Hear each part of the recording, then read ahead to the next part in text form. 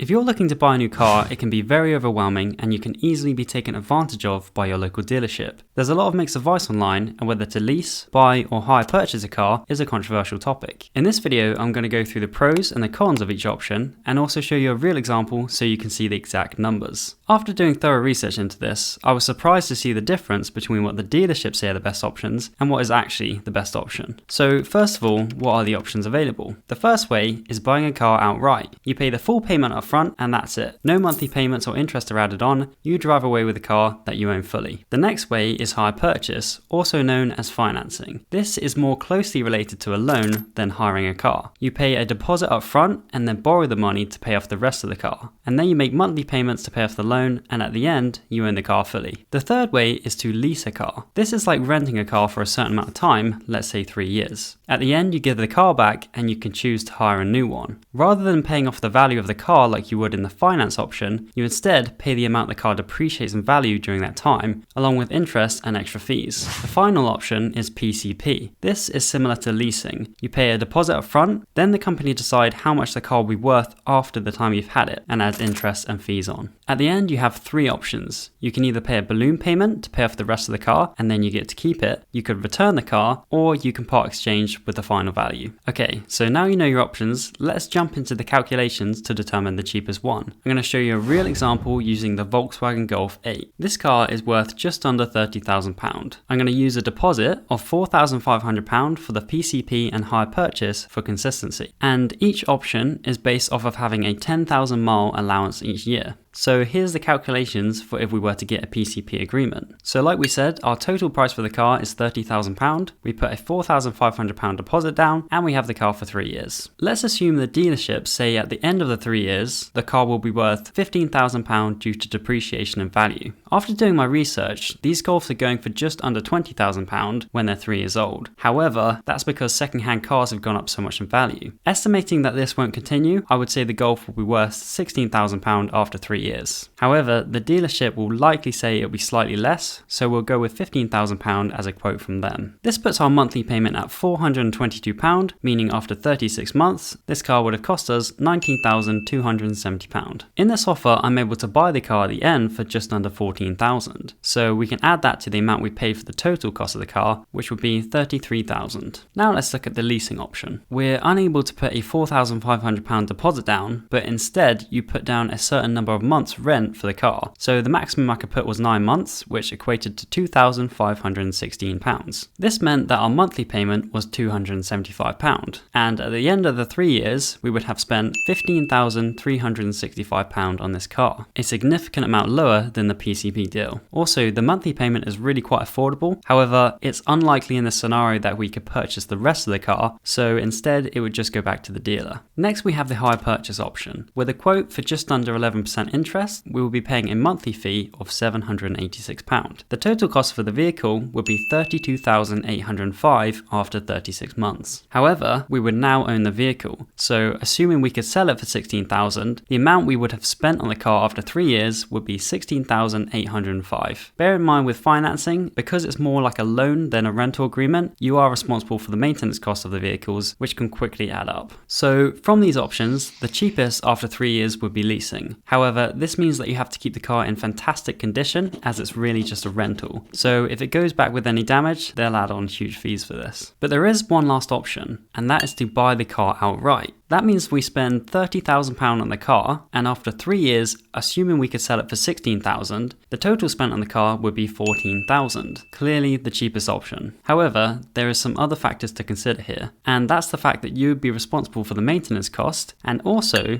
that the £30,000 is then locked into a depreciating asset. We could, however, have used this money either to put into investments like the S&P 500, or used it to create another source of income through starting a business. After looking at all of the statistics, the best path to choose, in my opinion, would be to buy a car outright that's already 3 years old and has gone through the massive depreciation in value at someone else's expense. So I hope this gave you a clearer picture of which may be the best route for you to take when purchasing your next vehicle. If you found value in this video, please give it a like, and I'm assuming because you're watching this video, you're careful with your money, so why not watch this video where I go over 9 bad money habits that keep most people poor. Thanks for watching, and I'll see you in the next video.